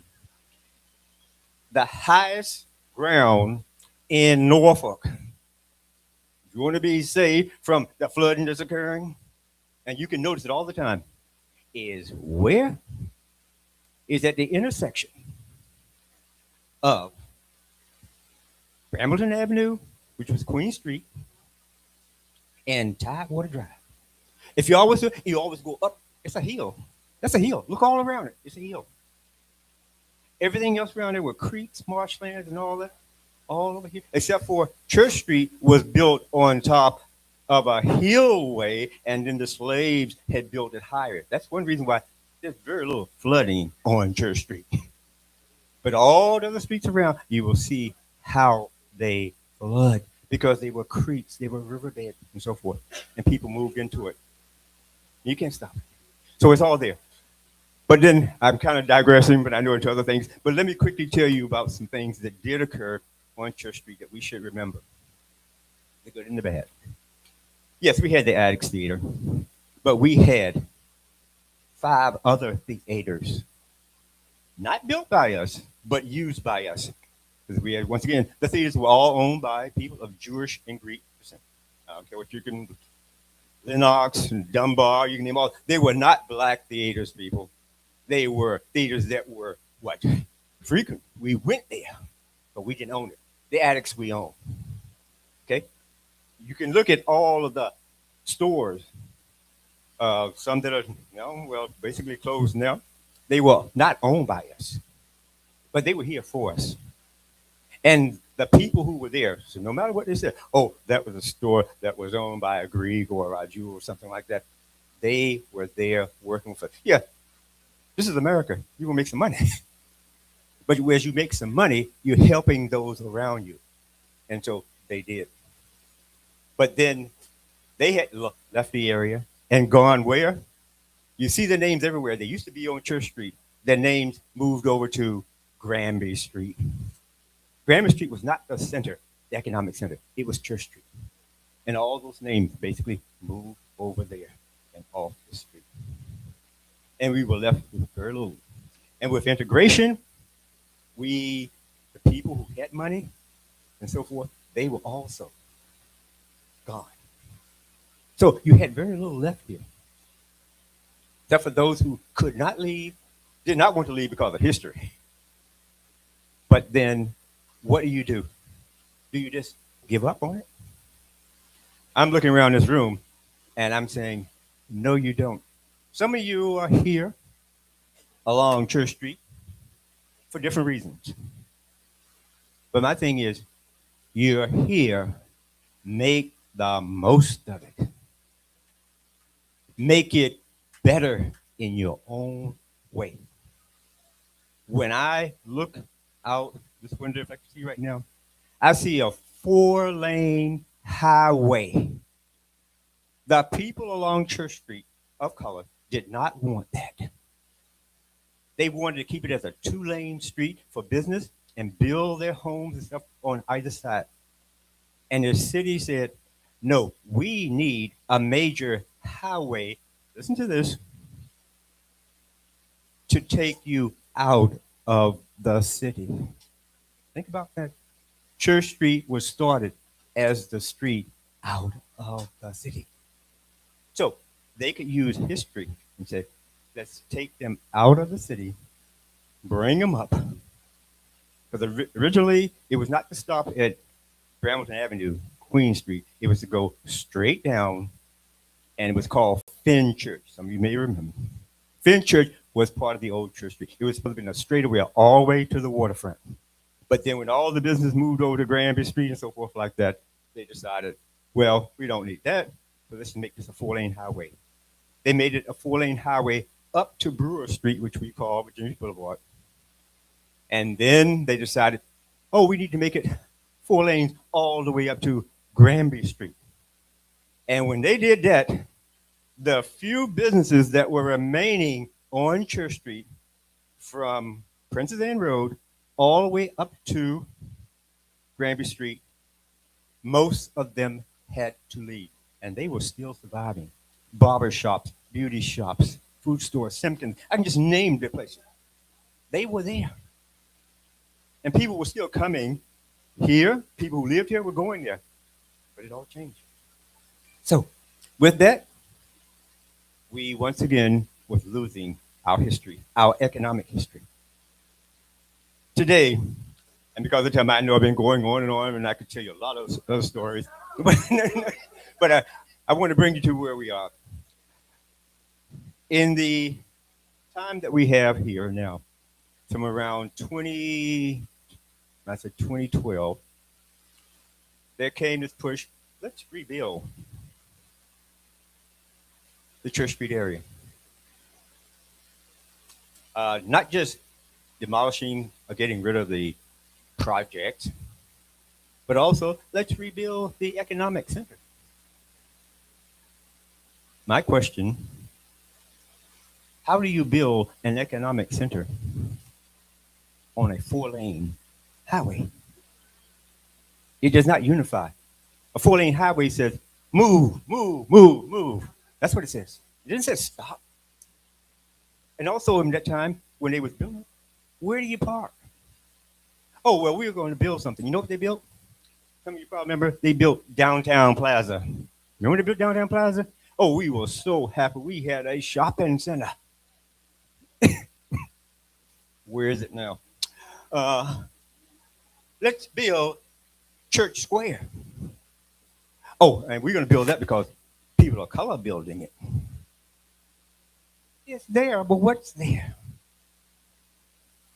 Let's build them a shopping center. And now here today, they need a grocery store. When we had Hilo, A&P, and all kinds of stuff like that, they all gone. And what do we have now? We got Family Dollar, got 7-Eleven, but anyway, that's a whole other story. We don't have what we should have. The bottom line is this. Let's remember that Church Street has history. And along its history, and one day maybe you can go on a trip with me, I can show you what was here and what was there, and the markers that I've worked on getting along here, be it the tents down on Church Street, or Ella Baker, or Plummer. I've worked with all of them getting these markers here as our history. But we don't need just markers. We need active people engaged in the community. They don't have to live here,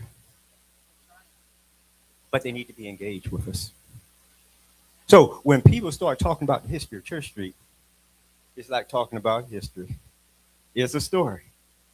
But who's telling the story makes a difference. Because he who writes the story makes the history, or her story, as they said today. Those who live in the area help make the story. Those who don't live there, but those who don't want to admit to it and forget it are lost. Residents, business people, Church Street area, don't forget what you have here. It's not over. It's not over. We're not going to build a new Attucks or a new Wheaton Hotel, which was right there on the street here, or a new Queen's Lounge, or I can just go on to different things. We don't have to do that. But we can do something like that and better.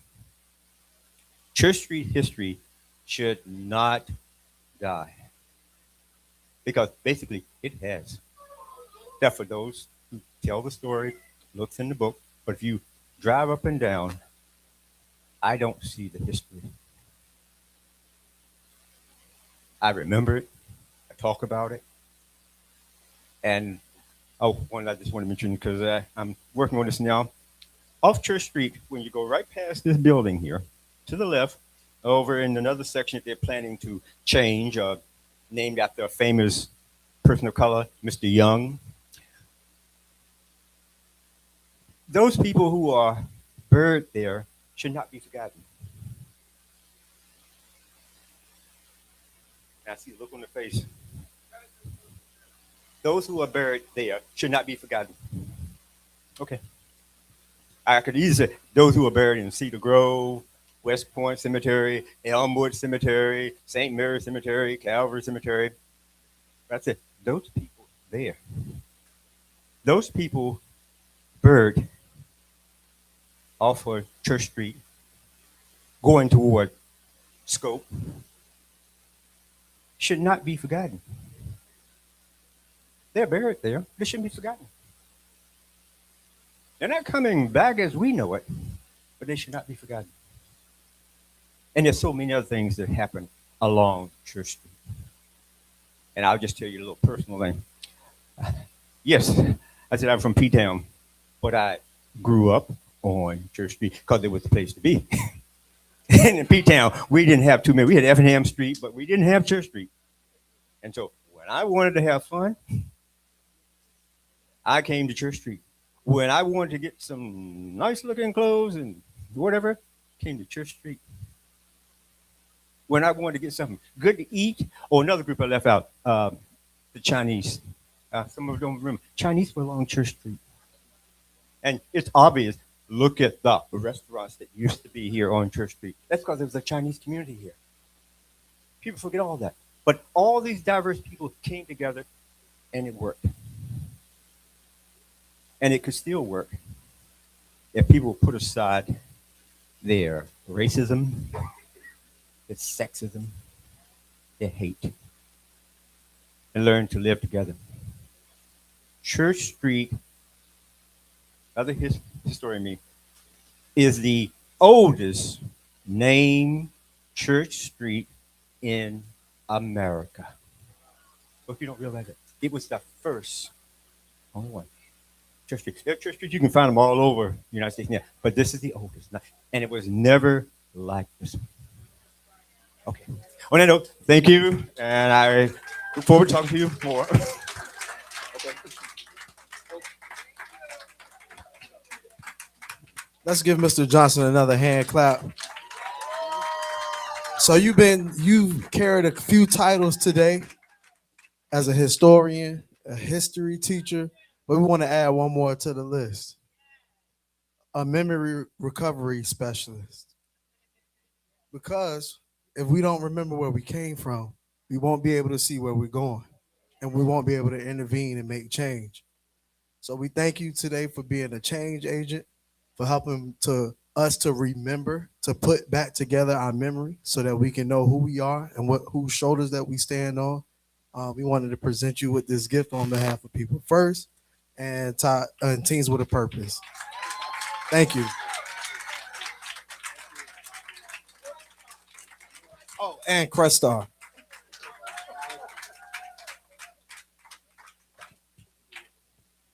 I'd like to thank the Academy. I'm just kidding. You say you were, Yeah, okay. One quick apology, because when I talk about history, I also like to talk about where I'm at the point, because normally some of you may have seen me talk about the Addicts Theater when we had the marker dedicated a few weeks ago. I was there to dedicate that marker. But I want to talk quickly about where you are. I've mentioned going past here. A name. And names are very important. We should remember. Vivian Carter Mason. I'm sure many of you heard that name before, and if not, you're going to hear it again. The building that you are in right now, named after Vivian Carter Mason. I personally remember Vivian Carter Mason as a child now, but I remember. Educator, activist, sociologist. She was concerned about her community. So much so that she did go away from here, New York, but she came back. And her husband, W.T. Mason, some of you may have heard his name, the civil rights movement in this area was all supported by them. So when the city decided, well, we're going to build this 4-lane highway, and we need some kind of community place for the people who live here, said, why don't we build some kind of center? And the Vivian C. Mason Center came to life. And it was serving a purpose, but it needed some support. And I would say that major support is called Teens with a Purpose.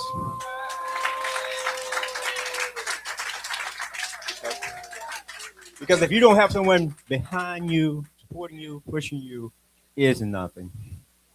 So please remember that, why the name is here, the importance of this. We've had centers before, and we will have centers again. But if you don't get out and support them, and you don't have to be here physically, because I think they got enough people who can run the show here, it will work. So please do that. So with Vivian C. Mason, remember where you are when you came up from Market Street or Main Street, as you go up to Granby Street. The main thing, as you go down Church Street, remember, it has history. Thank you.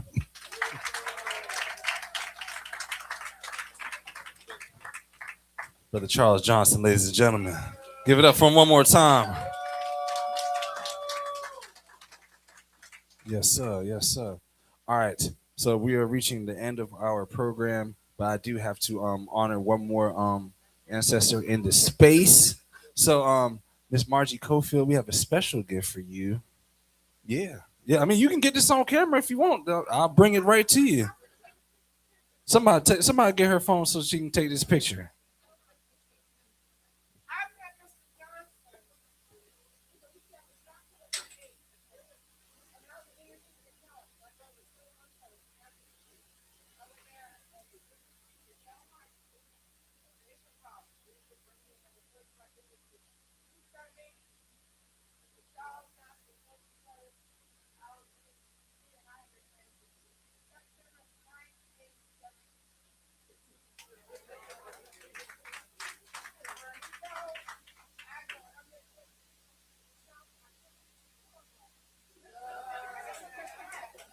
Oh yeah, come get this picture. You gonna get us in trouble. Yes, ma'am.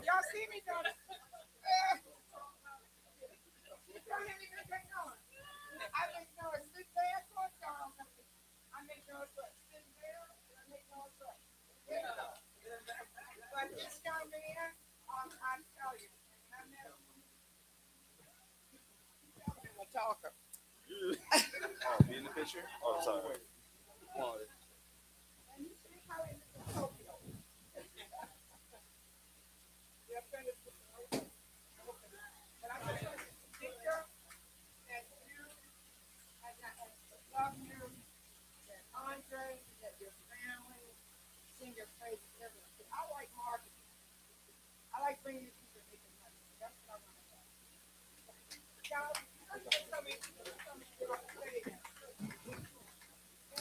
Y'all give it up for the both of them one more time, man. We're always honored to have you in spaces because just like Brother Charles was telling us like the value of these stories. So it's like we need to hear these stories, and we always love when you come in, you bring it. Yes.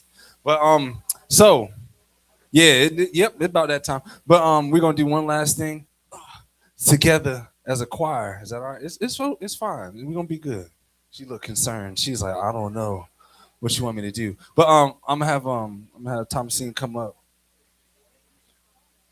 She's gonna lead us in an A-B selection.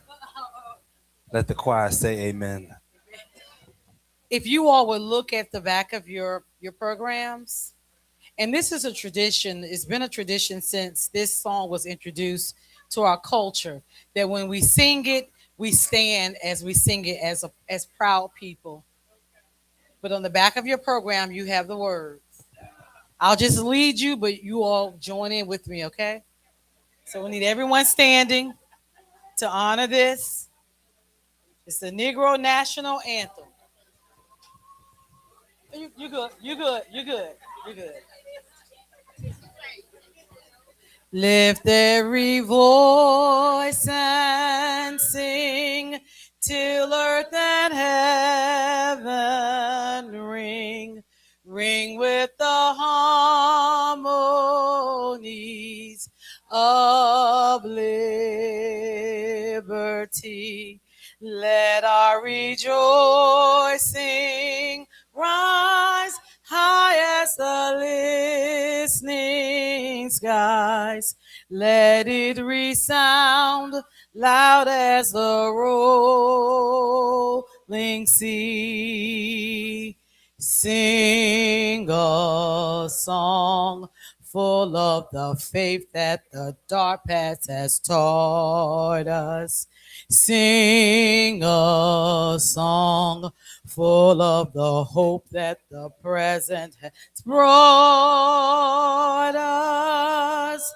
Facing the rising sun of our new day begun. Let us march on till victory is won. Stony the road we trod, bitter the chastening rod, felt in the days when hope unborn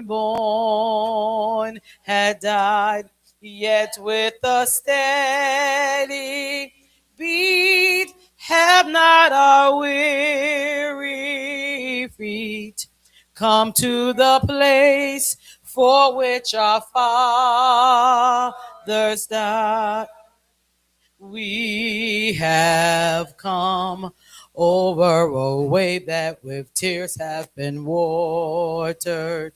We have come treading our path through the blood of the slaughtered.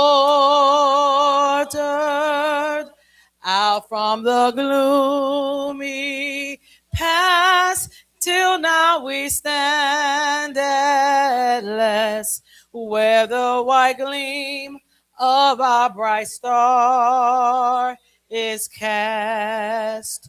God of our weary years, God of our silent tears, thou who hast brought us thus far on the way, thou who hast by thy might led us into the light, keep us forever in thy path, we pray.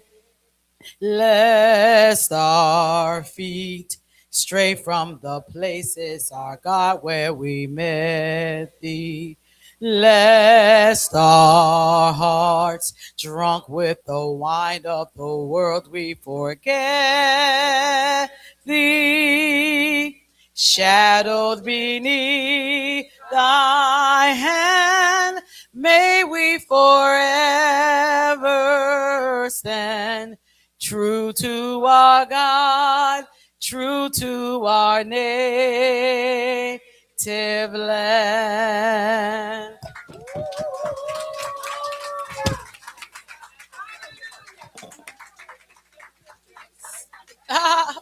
So we thank you all. Please keep your programs. There's a lot of good history on that, and you have the song on the back. Thank you all for coming, and get safely home. Thank you.